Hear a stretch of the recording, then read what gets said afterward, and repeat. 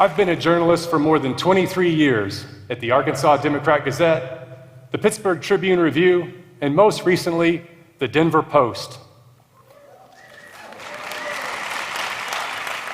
When I started at the Denver Post in 2003, it was among the country's 10 largest newspapers, with an impressive subscriber base and nearly 300 journalists. At the time, I was in my 30s. Any ambitious journalist that age aspires to work for one of the big national papers like the New York Times or the Wall Street Journal. But I was simply blown away by my first few weeks at the Denver Post. And I thought, this is going to be my paper. I can make a career right here. Well, 7 years passed. We were sold to a hedge fund, Alden Global Capital. Within a few years, some of you know this story. Within a few years, buyouts ordered by past and present owners would reduce the newsroom by nearly half. And I understood.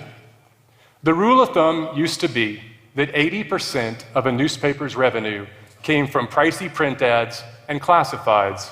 With emerging giants like Google and Facebook and Craigslist, those advertising dollars were evaporating. The entire industry was undergoing a massive shift from print to digital. Alden's orders were to be digital first, take advantage of blogs, video, and social media.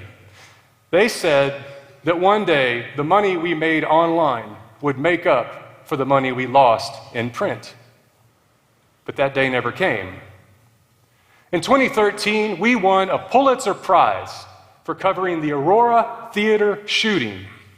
Alden ordered that more journalists be cut.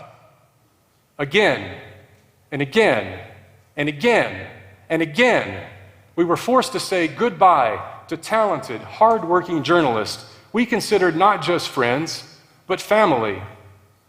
Those of us left behind were stretched impossibly thin, covering multiple beats and writing rushed articles. Inside a windowless meeting room in March of 2018, we learned that 30 more would have to go. This paper that once had 300 journalists would now have 70. And it didn't make sense.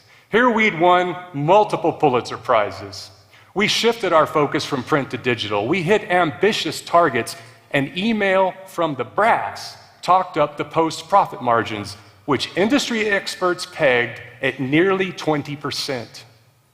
So if our company was so successful and so profitable, why was our newsroom getting so much smaller and smaller? I knew that what was happening in Colorado was happening around the country. Since 2004, nearly 1,800 newsrooms have closed. You've heard of food deserts. These are news deserts. They are communities, often entire counties, with little to zero news coverage whatsoever. Making matters worse, many papers have become ghost ships, pretending to sail with a newsroom, but really just wrapping ads around filler copy. More and more newsrooms are being sold off to companies like Alden, and in that meeting, their intentions couldn't have been clearer. Harvest what you can, throw away what's left. So, working in secret with a team of 8 writers, we prepared a special Sunday perspective section on the importance of local news. The Denver Rebellion launched like a missile and went off like a hydrogen bomb.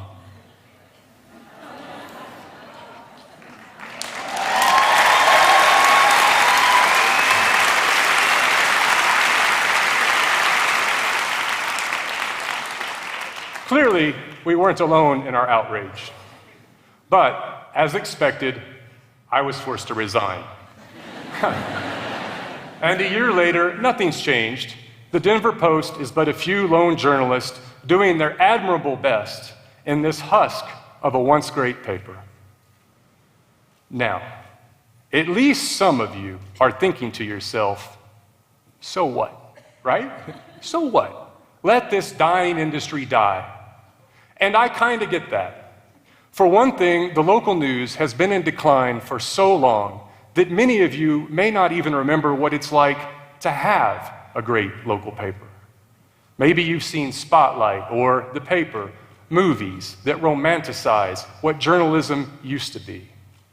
Well, I'm not here to be romantic or nostalgic. I'm here to warn you that when local news dies, so does our democracy. And that should concern you.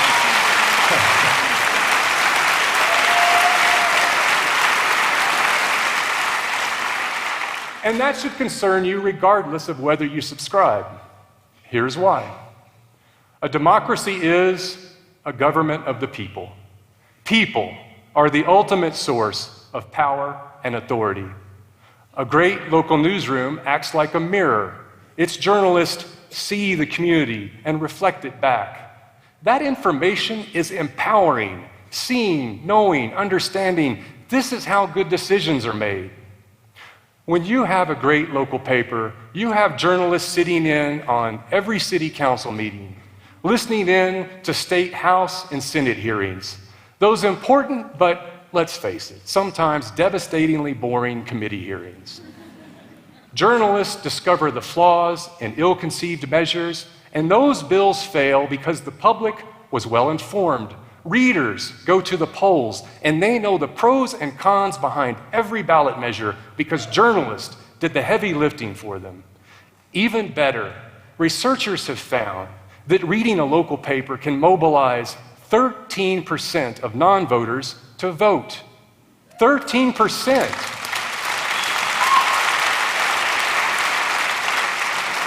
That's a number that can change the outcome of many elections. When you don't have a great local paper, voters are left stranded at the polls, confused, trying to make their best guess based on a paragraph of legalese. Flawed measures pass. Well-conceived but highly technical measures fail. Voters become more partisan. Recently in Colorado, our governor's race had more candidates than anyone can remember.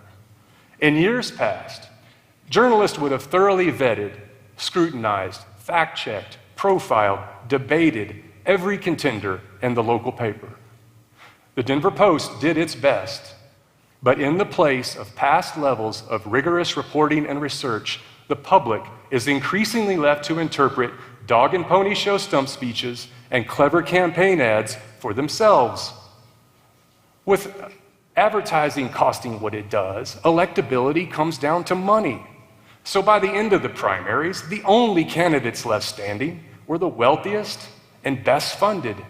Many experienced and praiseworthy candidates never got oxygen because when local news declines, even big ticket races become pay to play. Is it any surprise that our new governor was the candidate worth more than $300 million? Or that billionaire businessmen like Donald Trump and Howard Schultz can seize the political stage? I don't think this is what the founding fathers had in mind when they talked about free and fair elections.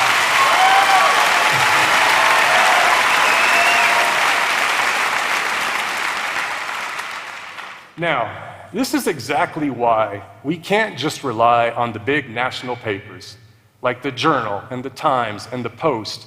Those are tremendous papers, and we need them now, my God, more than ever before. But there is no world in which they could cover every election in every county in the country. No, the newsroom best equipped to cover your local election ought to be your local newsroom, if you're lucky and still have one. When election day is over, a great local paper is still there, waiting like a watchdog. When they're being watched, politicians have less power. Police do right by the public. Even massive corporations are on their best behavior. This mechanism that for generations has helped inform and guide us no longer functions the way it used to. You know intimately what the poisoned national discourse feels like. What a mockery of reasoned debate it has become. This is what happens when local newsrooms shutter and communities across the country go unwatched and unseen. Until we recognize that the decline of local news has serious consequences for our society, this situation will not improve. A properly staffed local newsroom isn't profitable, and in this age of Google and Facebook, it's not going to be. If newspapers are vital to our democracy, then we should fund them like they're vital to our democracy.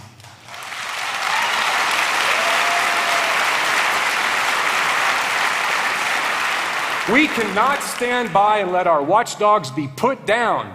We can't let more communities vanish into darkness. It is time to debate a public funding option before the Fourth Estate disappears, and with it, our grand democratic experiment. We need much more than a rebellion. It is time for a revolution. Thank you.